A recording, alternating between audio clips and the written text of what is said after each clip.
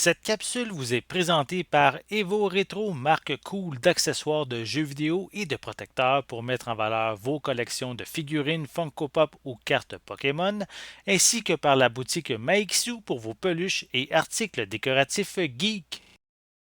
Bonjour Gilles, pour Ciné Techno, je vous parle du DVD de L'Enfer Vert ou Green Hell en version originale anglaise. Le film de James Whale est distribué par Elephant Film et met en vedette Douglas Fairbanks Jr., Joan Bennett et George Sanders, sorti en magasin le 31 mars 2023. En Amérique du Sud, des explorateurs font équipe afin de retrouver un trésor inca perdu, mais l'expédition tourne mal et les conflits s'intensifient lorsque l'épouse d'un des membres arrive sur place pour constater que son mari est décédé. Ah, la jungle! L'enfer vert, la chaleur étouffante, la végétation luxuriante, c'est tout un art que de mettre en scène au cinéma un environnement qui est aussi hypnotisant, touffu, dense et désorientant pour tous les sens. Mais les films de jungle ont pourtant abondé dès le début.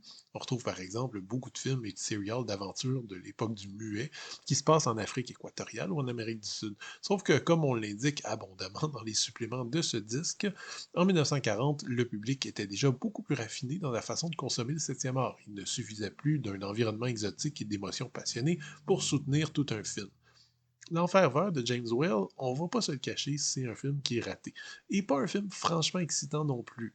Mais c'est un film qui est extrêmement intéressant pour beaucoup de raisons. Premièrement, c'est un des derniers films de James Whale, un cinéaste qui est à la fois célèbre et méconnu, à qui l'on doit des véritables chefs-d'œuvre du fantastique, soit Frankenstein, La fiancée de Frankenstein et L'homme invisible, mais sa carrière a rapidement battu de l'aile jusqu'à atteindre un point de non-retour avec cet Enfer vert. Autre détail, ce film est scénarisé par Francis Marion, scénariste réputé qui a eu son heure de gloire à l'époque du muet et qui a même obtenu 2 Oscars pour son travail. Cependant, même si son travail était irréprochable dans un contexte muet, ses dialogues pour des rôles parlants lui ont souvent posé problème, ce qui est très clair quand on regarde Green Hell. Ensuite, ce film n'était pas une petite série B rigolote, c'était un gros film de studio avec des moyens imposants qui s'est finalement retrouvé, la faute à des dialogues abscons assez hallucinants et un récit claustrophobique, déjà anachronique en 1940, à offrir une histoire qui est vraiment délirante et absurde, qui semble avoir été écrite par un enfant, et donc tout ça s'est retrouvé devant les yeux d'un public qui venait de découvrir Autant n'emporte le vent. Le choc a donc été assez rude et il fallait pas compter sur le casting pour défendre le film. Chaque interprète a admis très vite que ce film était un ratage, la citation la plus célèbre revenant à Vincent Price, qui aurait dit qu'il y avait bien 5 des pires films du monde dans Green Hell. Alors autant calmer vos attentes de nanardeur, L'Enfer vert n'est pas digne des plus grands ratages du cinéma, selon moi très loin de là. On peut s'amuser des dialogues, absolument, et des interprétations qui sont souvent assez moyennes pour être gentil. Le public moderne aura aussi probablement beaucoup de plaisir à relever tous les détails vraiment ridicules, comme ce temple inca qui a vraiment rien d'inca, ou ces indigènes sud-américains de carnaval.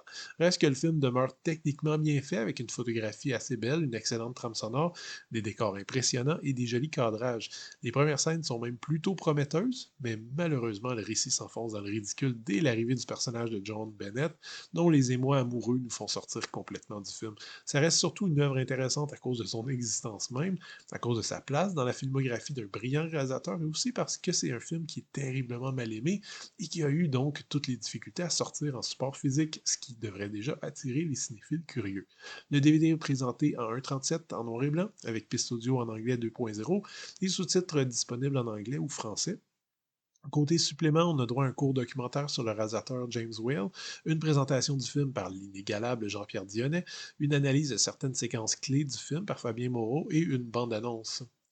L'ensemble contient également un petit livret, l'énigme James Whale, partie 3. Elephant Film a effectivement eu la bonne idée de ressortir 3 films moins connus de James Whale, qui représentent chacun une partie de sa carrière, et donc vous retrouverez les parties 1 et 2 dans ces éditions autres. Comme souvent chez Elephant Film, la jaquette est réversible avec l'affiche originale du film, et le DVD est libre de zone et pourra donc être lu par tout lecteur DVD, ici capable de convertir le format PAL en NTSC.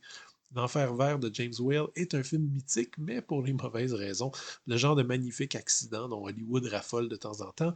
Le film en tant que tel est clairement moins intéressant que toute l'histoire qui l'entoure, mais concrètement, ça reste un film d'aventure qui est imparfait, un peu somnolent et peu crédible, mais qui reste somme toute assez regardable et qui a, selon moi, surtout eu le malheur de sortir quelques années trop tard. Chapeau bas à Elephant Film de nous présenter ce film et d'offrir également des suppléments exclusifs. C'était Gilles, merci. Bon visionnement.